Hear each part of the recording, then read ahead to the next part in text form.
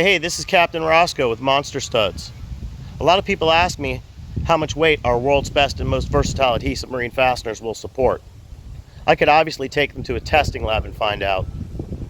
But why though?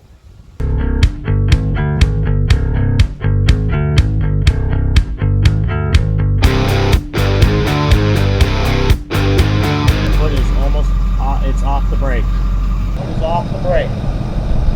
Here.